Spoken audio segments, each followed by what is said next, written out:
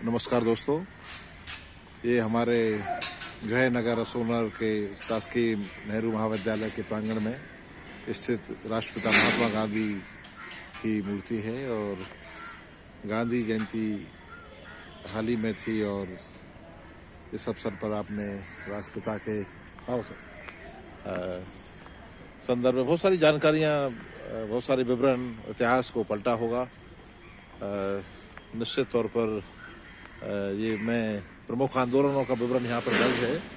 आप देखिए किस तरह से हमारे राष्ट्रपिता महात्मा गांधी ने ये आंदोलन चलाए।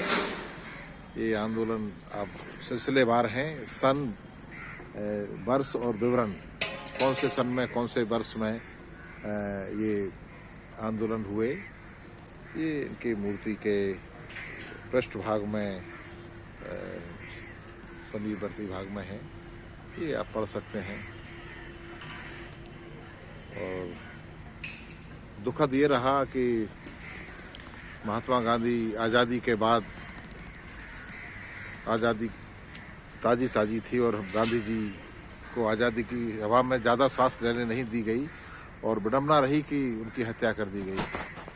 तो अभी हाल ही में मैं पढ़ रहा था कि वायसराय ने लिखा था कि गांधी जी को की हत्या का या उन पर किसी तरह के हमले का कलंक हमारी सरकार पर नहीं लगा, लेकिन भारत में जो है बहुत जल्द ही मतलब इस तरह से उन पर हमला हुआ और राष्ट्रपिता के साथ ये, तो उस पर काफ़ी मतलब जो है उन्होंने कहा कि ऐसा तो किसी कबीले उस पर नहीं होना चाहिए, संस्कृति में नहीं होना चाहिए और उस पर भी एक मौन स्वीकृतियाँ।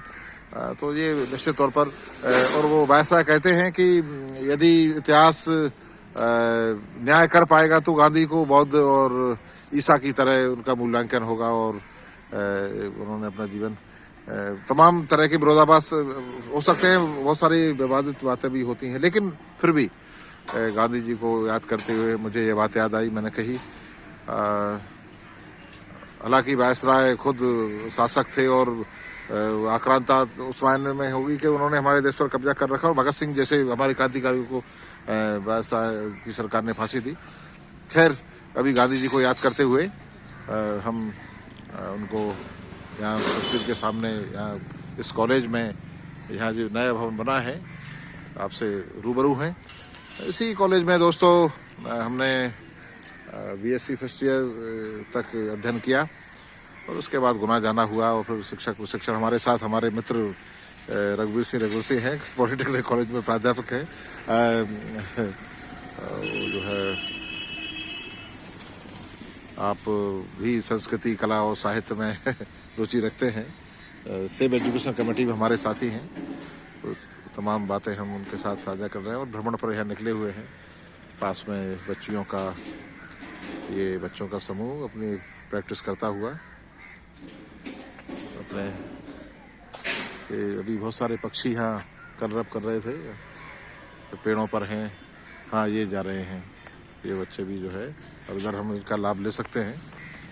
ये बच्चे एक्सरसाइज करते हुए, हाँ, बच्चे भी एक्सरसाइज कर रहे हैं, उनका भी अपना समय अपने उज्जवल भविष्य के लिए प्रयासरत हैं।